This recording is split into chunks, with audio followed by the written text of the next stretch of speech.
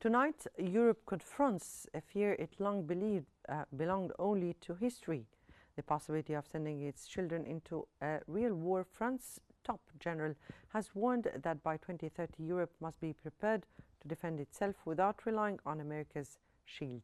Meanwhile, in Washington, a debate intensifies over Venezuela as the US continues to deploy major military assets near Caracas. Now, to start with our first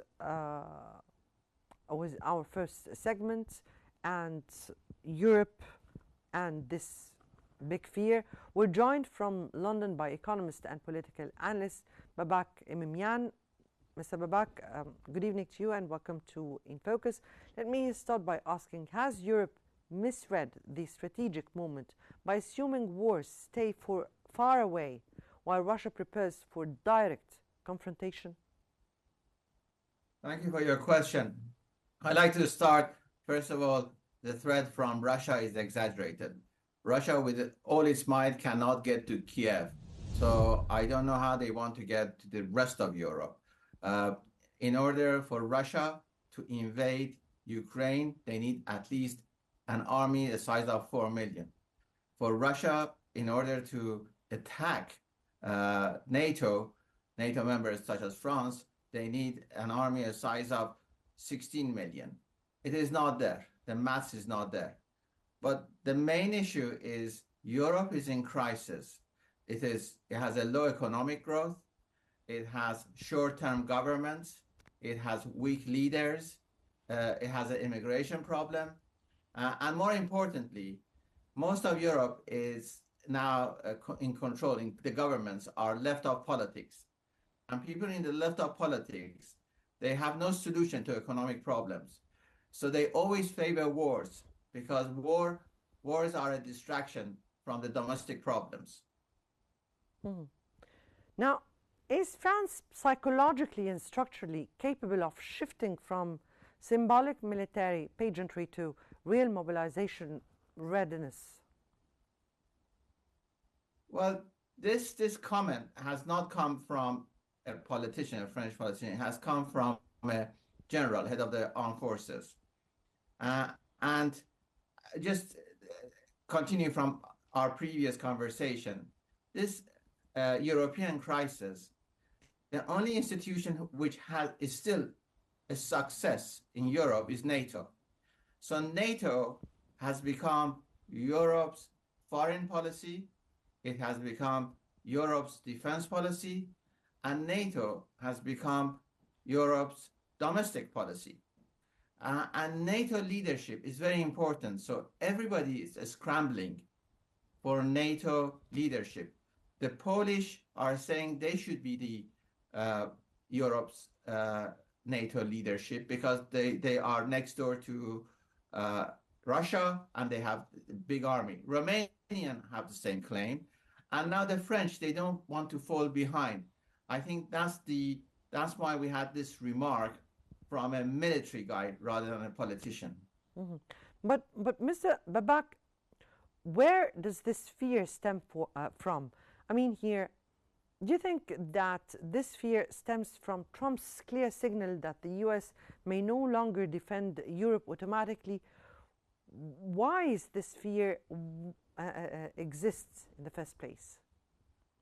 Well, thank you for that clever question, because whether you say it's a fear or it's actually a change of direction, because in order for Europe, as you mentioned, to disentangle from dependence on America, for Europe to become independence, they need to spend at least $1 trillion on the military production.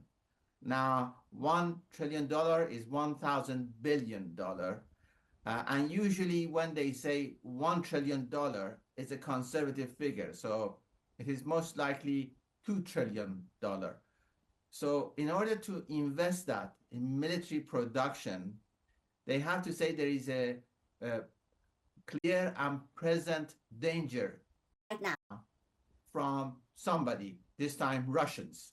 So they can reallocate from, for example, healthcare, education, welfare system to military. And that's the issue. So how do you actually rebudget or reallocate in the budget that $1 trillion or $2 trillion? Eventually, it seems like all this is coming from a threat that Europe feels. So Germany is preparing its youth for possible services. Now, could France soon be forced into conscription despite political outrage? Does the atmosphere prepare nations as administrations want? Do they have the right to feel in threat or threatened? Fine. And let's just follow your line of argument. Right now, nobody in Europe, including Russia, has the size of the army to be able to invade any country. So no country in Europe has an occupation army. Nobody has it. It's expensive. It takes a lot of manpower. So the manpower is not there. And it's a very difficult job. Even United States, with its all might, could not act as an effective occupation army in Afghanistan or in Iraq. They failed. So that is out. So it all comes down to firepower. Who's got better missiles? Who's got more firepower, better arsenals to hit the other one, to cause damage, but not to invade them? But here, now there is that thinking that we actually do need an occupation army, an army who could go and invade other countries. And that's a big debate. And a lot of people in the military, they love that because now they are losing funding and they are losing their position to scientists who are devising better weapons, and weapons are replacing soldiers. So there is that aspect of it too. Can we speak from the economic point of view? So financially, can Europe afford both rearmament and domestic stability in a time of inflation and weak growth? Well, as you put your finger on it, here in the United Kingdom, the Keir Starmer government, the Labour Party government, they are short of 20 to 30 billion pounds, and they've just managed to secure that by that shortfall by raising taxes. But this is very unpopular, so they may not be in power or in position this time or in 2 years' time. So as you said, these governments are weak governments. They have short terms, and they don't think long term. Unfortunately, that has become the nature of liberal democracy after 100 years. So this 100 years experiment has ended up with lots of short-term weak governments. And at the moment, there is no solution. It seems that we are stuck with these short-term weak governments in every country in Europe. If we speak militarily and strategically, if Europe must defend itself by 2030 because it is in an imminent threat, who leads? France, Germany, or an entirely new strategic coalition? If you ask me, it's Poland right now. Poland has positioned itself as the defender of Europe in much better position than others. Its economy is growing on military production, and it is preparing its army, so it is ahead of time. Romania would like to do the same thing, but I don't think Romania has that influence to become that. So then the three large E's, the United Kingdom, Britain, that is, France or Germany, so they are behind. And I don't know if their population would like them to go that way yet. So no, let me get it clear here. So you think here that Eastern countries are more prepared militarily than the big economic powers in Europe at this very particular time?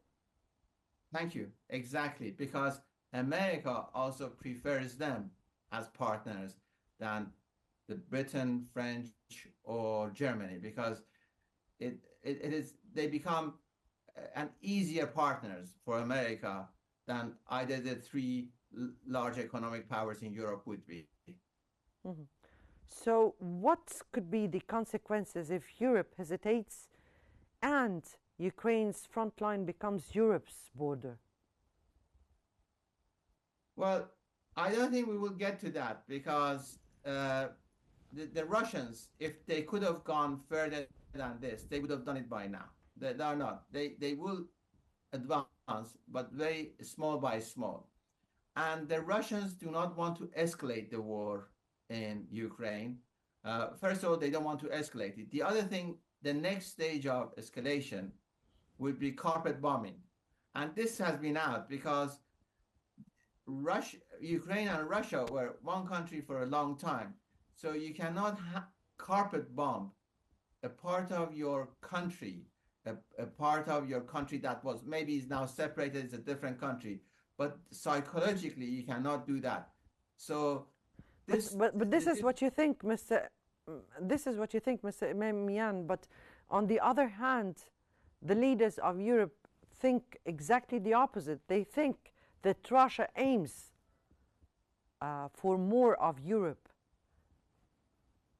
They say that because they want to sell that scenario in order to reallocate more to military spending and also to deflect news from the economic crisis that right now we have in Europe generally.